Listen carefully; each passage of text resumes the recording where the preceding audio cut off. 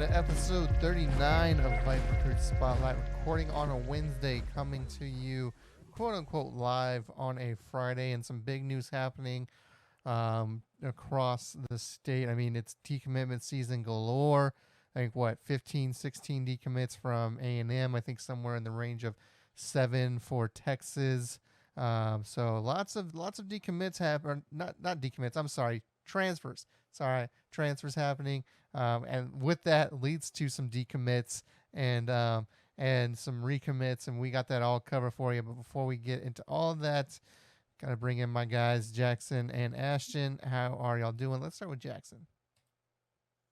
Yeah, doing good. Had a media day today, and then was out at Willis covering something that we'll be talking about very shortly. But overall, recruiting's definitely picking up as we're getting towards the end of that 23 cycle with signing day. Only, let's see, today is the 7th, so we're only about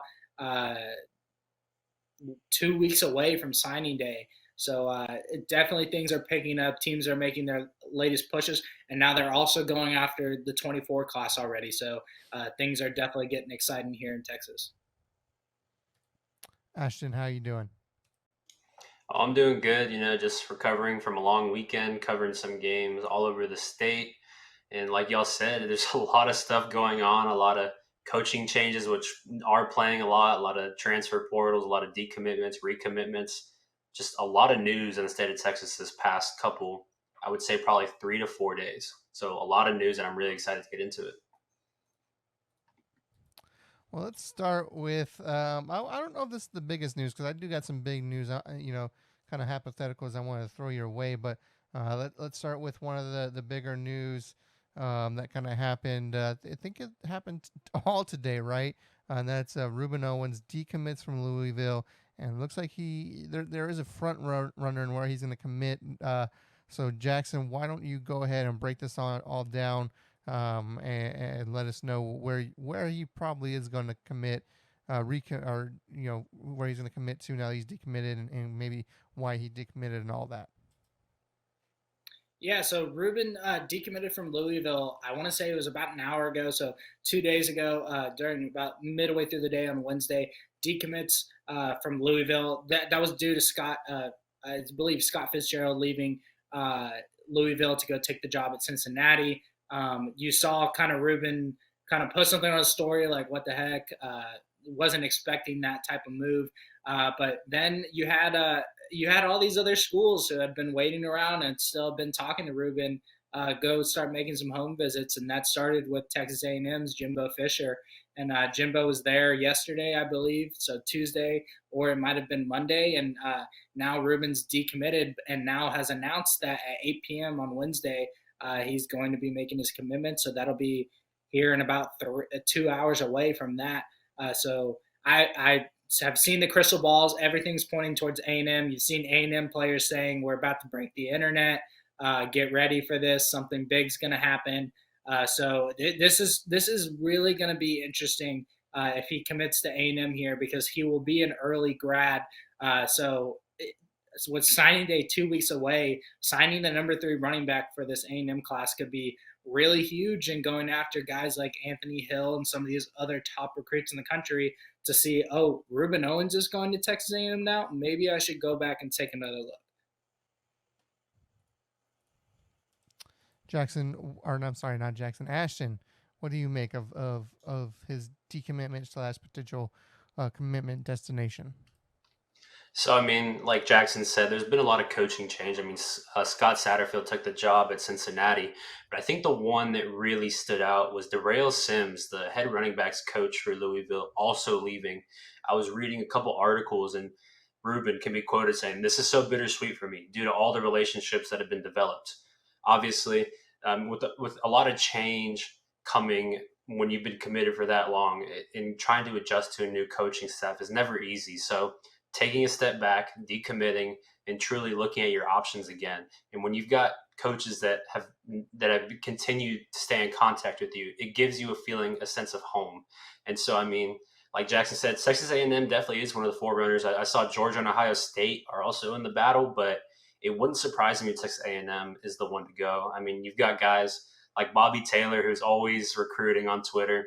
I mean, there's a lot of potential guys that could come. Like Jackson said, I've seen a few memes and edits that if you can get Ruben, you can get Anthony Hill. So this is going to be a huge grab for the Aggies and Jimbo Fisher if they can get Ruben Owens, and also with the potential hire of a new offensive coordinator.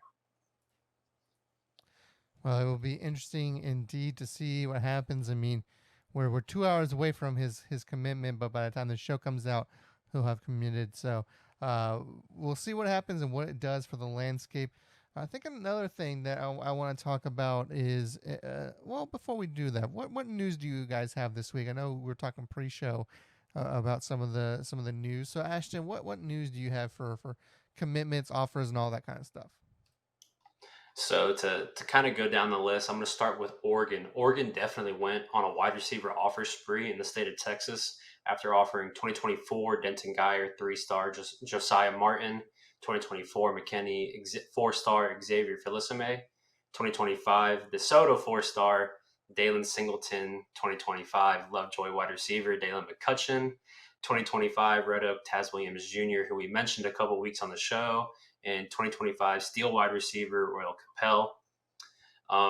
Obviously, I think one of the other bigger news that we haven't mentioned yet, with the coaching change at Colorado with Deion Sanders as a new head coach, a lot has been stirred up. Just in Houston alone, 2023 CE King 3-star. Let's go ahead. Let's save all the Colorado stuff for a little bit because I do want to talk about that. So any Colorado stuff, let's put on the back burner for the moment. Sounds good. To go back into a couple more offers, 2024 Pine Tree 4-star defensive lineman Dylan Evans received an offer from Alabama. He's currently committed to Texas A&M since July. Another person that got an Alabama offer, 2025 Duncanville 5-star wide receiver Decoria Moore received an offer from Alabama. And to kind of close things off, someone that we mentioned on the show a couple weeks ago, 2025 5-star Paytow cornerback Dejon Petaway got an offer from Houston. All right, let's turn it over to Jackson now. Jackson, what news do you have for us this week? Yeah, I want to talk about the Derek Lagway Jr. committing to Florida. I was there today. Obviously, when this airs, it'll be 2 days prior to the commitment. Really cool scene as Lagway's family is from Willis. His dad played at Willis and then went and played at Baylor. It was almost a surreal atmosphere there. You had the entire junior high there. You had the high schoolers there. You had all family and friends, relatives. It was a great atmosphere for a commitment. Obviously, he did it on ESPN, and we went live on our Instagram, which the post will be on our Instagram here in a little bit, so it should be up by Friday. But this is over. Really, and out of the hats that you see, it's really just between them, and I believe the last one was Clemson, other than Florida, and those were the hats he had on the table. So Alabama, Arkansas, LSU, and Georgia were kind of left off the table there. It seems like he had kind of narrowed down to those schools. And talking with him, Billy Napier really made a real good impression on him. He really liked the coaching staff there. But I think the thing that really meant the most to Lagway was every single time he went on a visit, there were posters, signage all over campus talking about #Lagway to the swamp. The stands, the student sections were chanting Lagway's name when he walked in the stadium.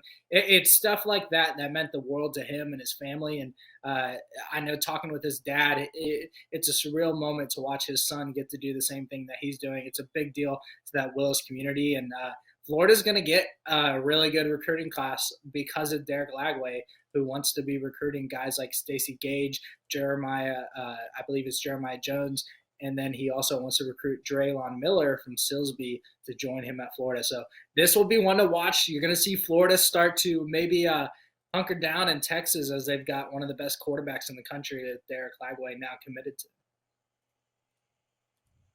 Yeah, big time get. I think he was kind of down to a few schools there. I was wondering if he was going to go to Baylor, like you said. That's where his dad played. So Florida gets a good one there.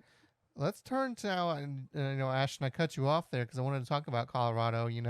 Of course, Deion Sanders becomes the new coach of the Colorado Buffaloes, and basically he's already said, some of you're not going to be here for long. And now all of a sudden, a lot of these kids that were committed are finding out that they no longer have an offer from Colorado, and it's not coming from Dion. They're just finding out. What do we make of that? I know Mike Roach, he had said, that a ton of kids are getting dropped from the class, from the current class, without getting a call. What do we make of this? Is this kind of a misstep? I know one of the big things from Spavital with Texas State is there was one year he just took all transfers. No, he didn't get any high school recruits, and that kind of put a big bad taste in the mouth of a lot of Texas high school football coaches and players. And we know now that Spavital is no longer the coach at Texas State.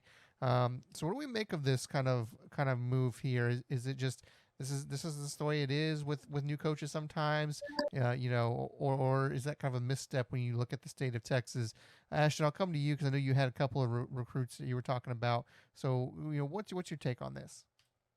So to mention the recruits, I mean, in the Houston area, you've got 2023 CE King, 3-star defensive end Cam Beiser, eventually decommitted from Colorado. In 2023, South Grand Prairie running back flipped his commitment to Vanderbilt from Colorado. But to kind of dig deeper into it, I mean, I think I think this is just kind of the way the things go. The difference that separates this coaching change from the other coaching change is that immediately it was publicized. As soon as he walked into the locker room, he had cameras. As soon as he got onto the plane to come to Colorado, he had cameras. And whether that's a positive or negative thing, that's all up to opinion. Um, but the fact that everything was publicized, I would say some people are pretty upset with it. Because I mean, you got kids that are, like you said, that were decommitted or getting ready to sign in a couple of days. Um, Now finding out, hey, I don't have an offer to come here. And some of these 2023 kids, it's really late in the game. And it is unfortunate.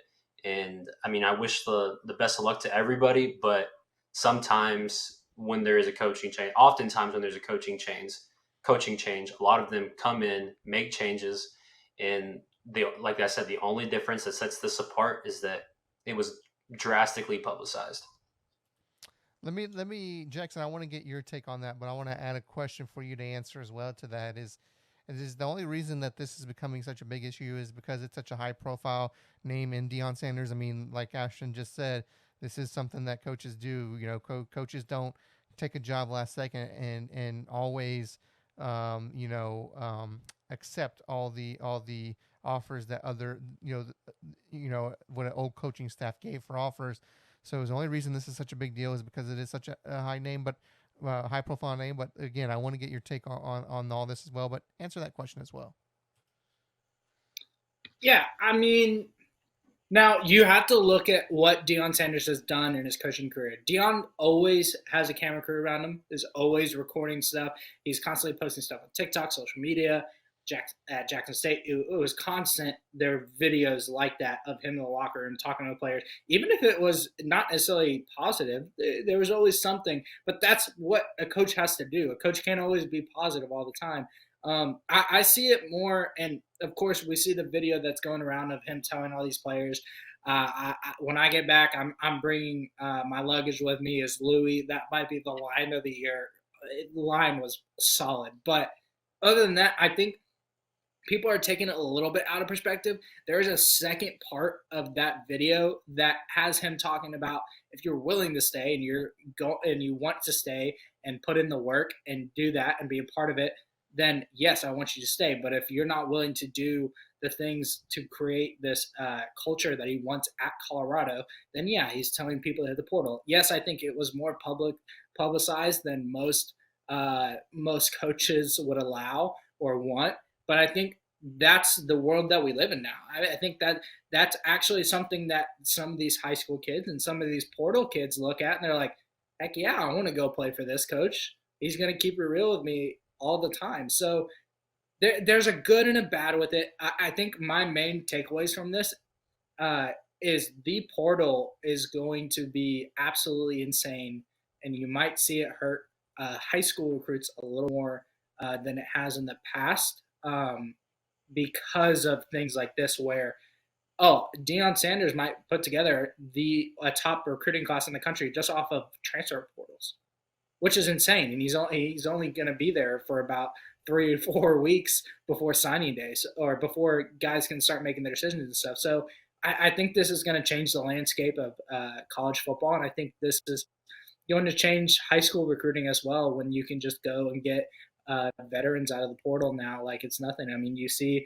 A&M, Bama, Texas, all these schools have a ton of transfer or athletes in the portal right now. So I think it just makes things really interesting. And like you were saying, like Ashton was saying, I think if it wasn't publicized, I don't think people would really be talking about it as much. But I think that that is something that Deion Sanders maybe wants publicized. He wants to show his coaching style and what he's about.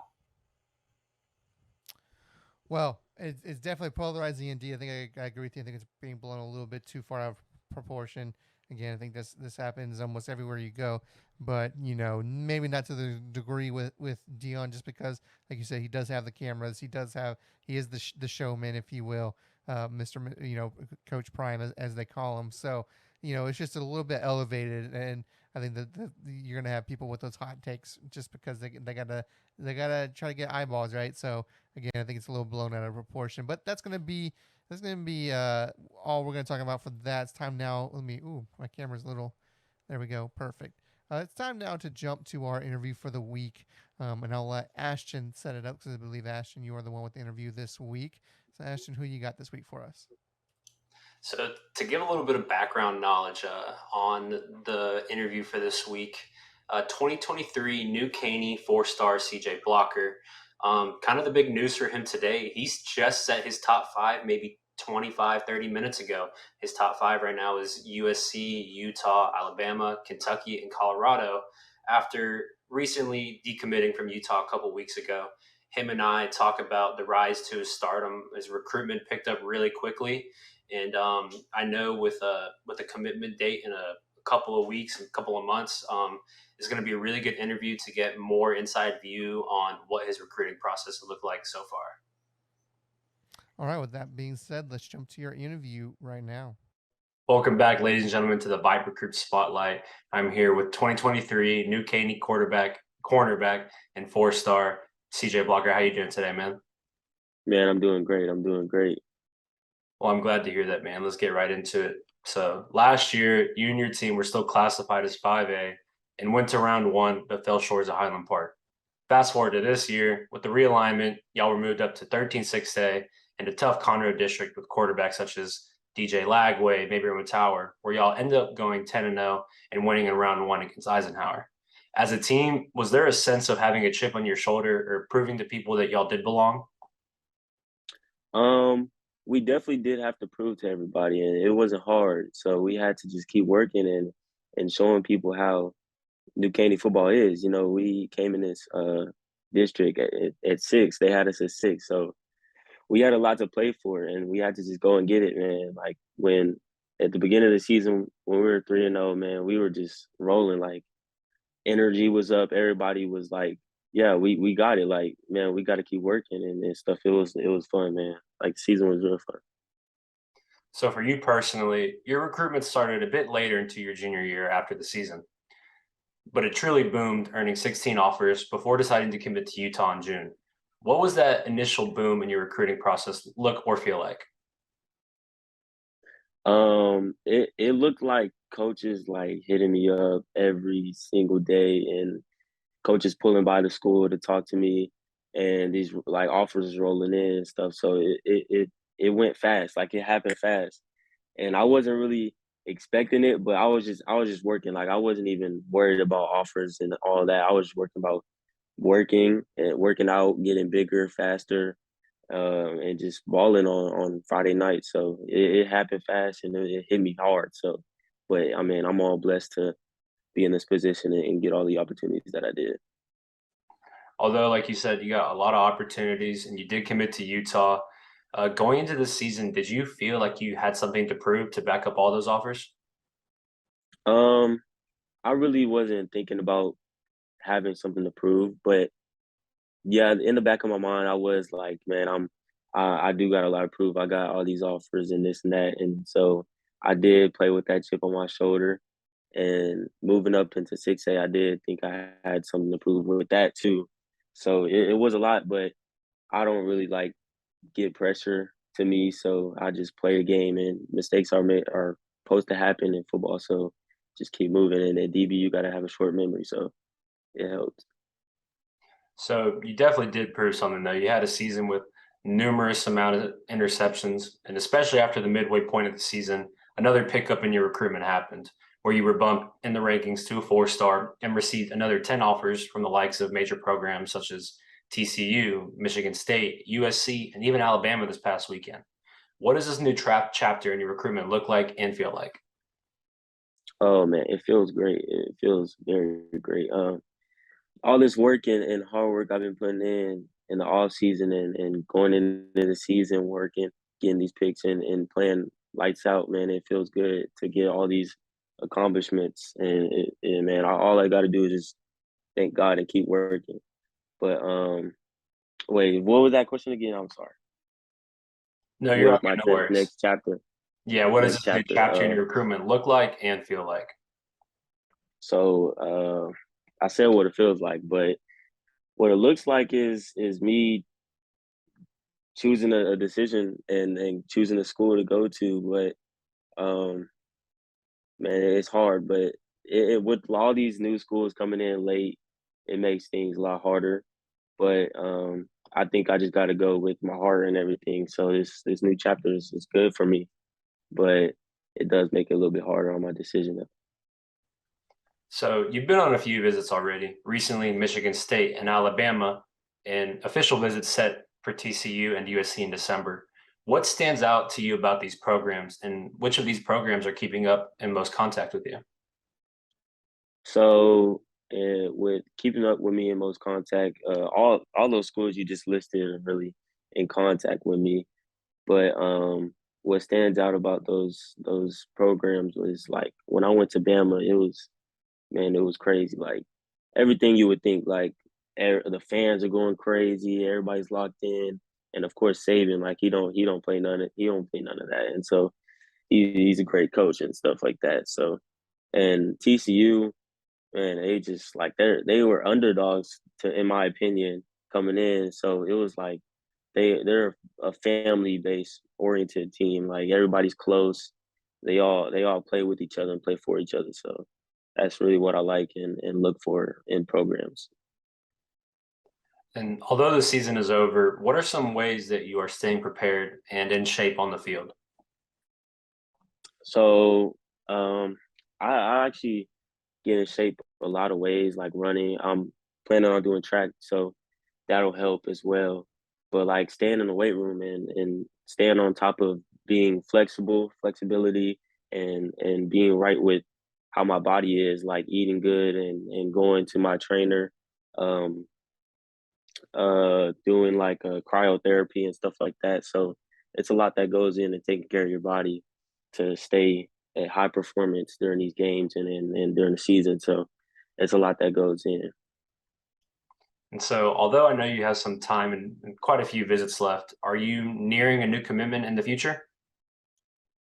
So yeah, I do plan on committing in December. I haven't really released a date yet, but after I take those visits and see all what I gotta see and to make me determine my decision, I do plan on making a decision in December, late December.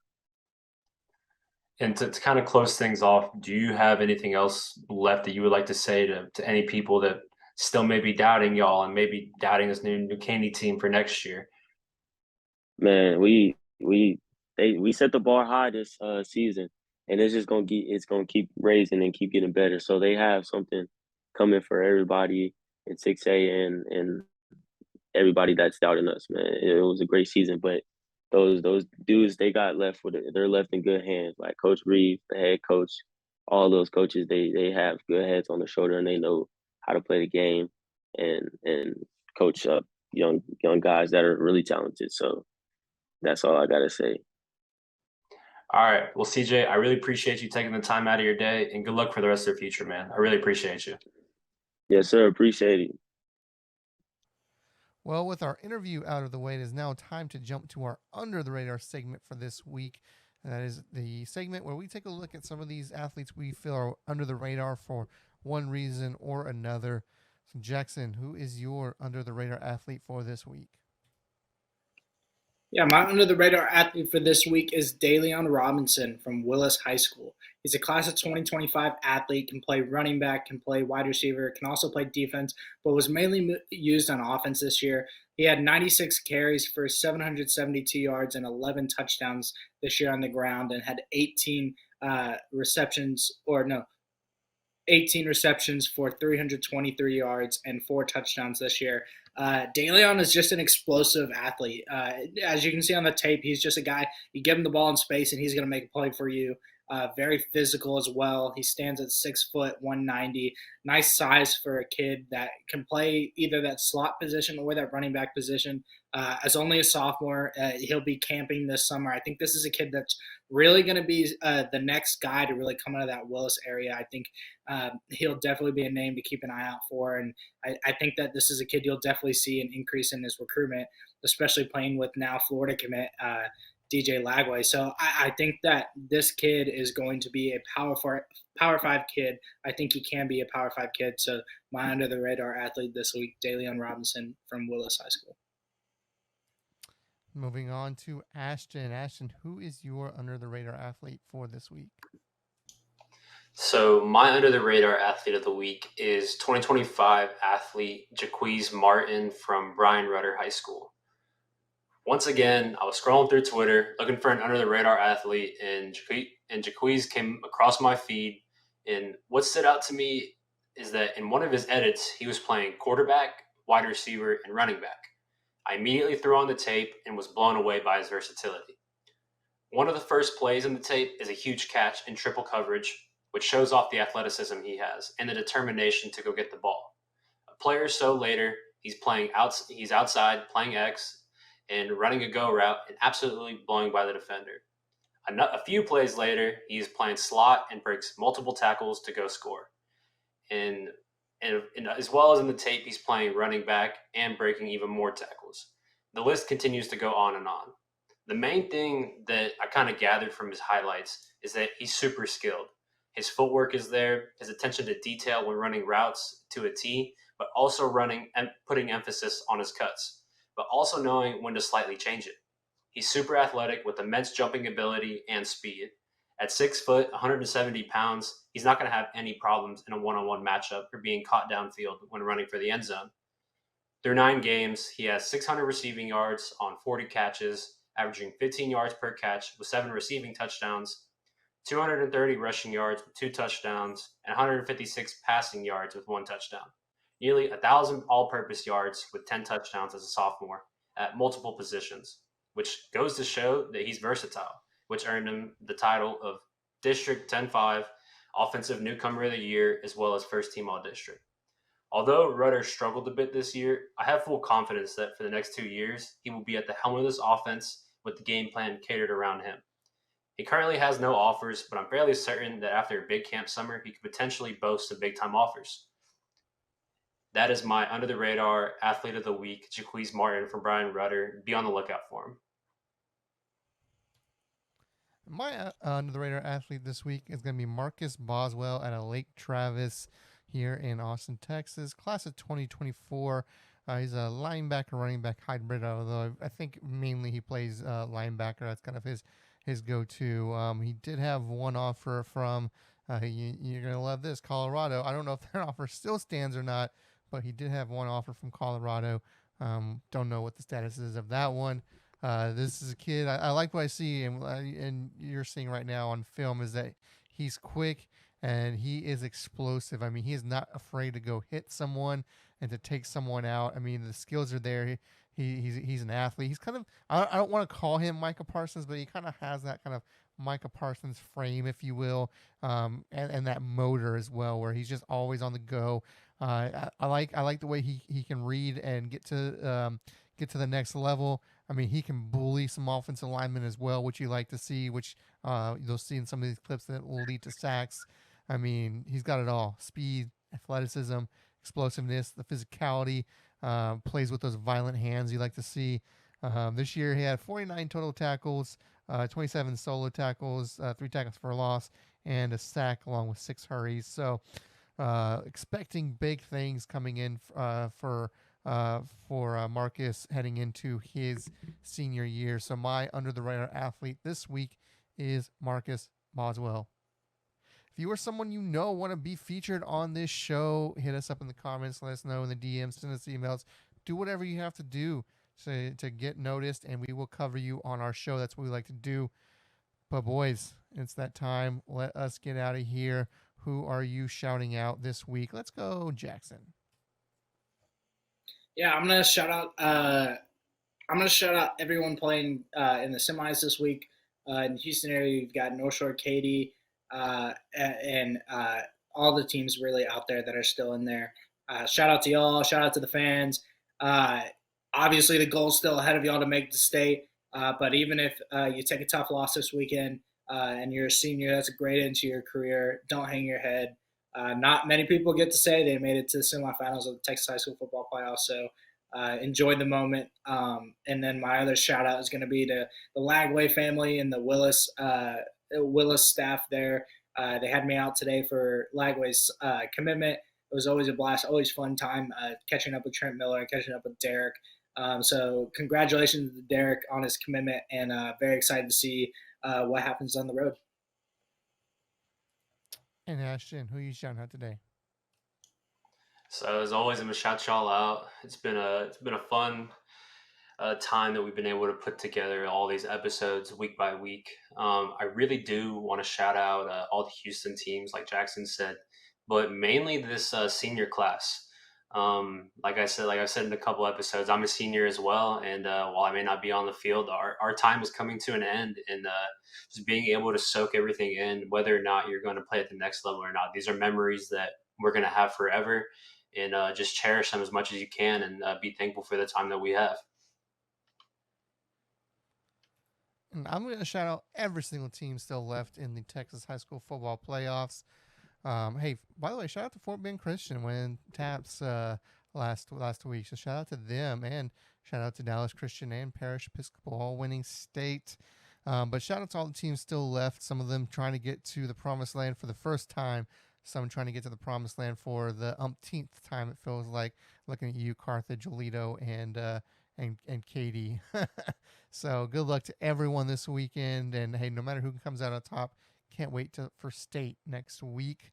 It's going to be our show for today. We may be back next week. We may not. Really just depends on, the state coverage and all that. So if we're not there next week, probably may not see us again until the new year. We'll have to play that by ear. So let's try to get one more show in before the new year. We got national. We got the early signing day period. I think me and Jackson, maybe Ashton as well. We're trying to think of, hey, maybe we do a live during the National Signing Day period and some of that. So that may be coming your way. So that might be our last show, maybe for the 2022. So until then, we'll let you know when our show's coming up next. Until then, I'm Wack. That's Jackson and Ashton. See you at the games.